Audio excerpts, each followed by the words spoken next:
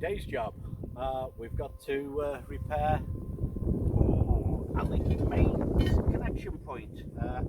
Something's driven over it and snapped the pipe, so I'm going to have to pick this up and go for it.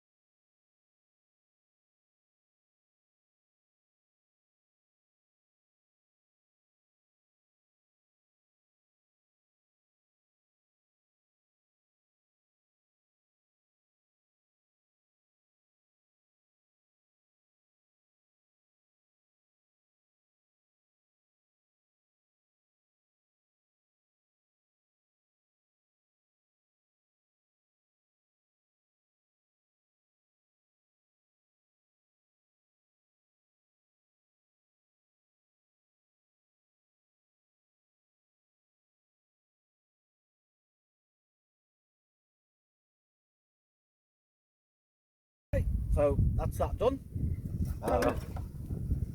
Joint put in, replace the damaged fittings, put another isolator in, new cement.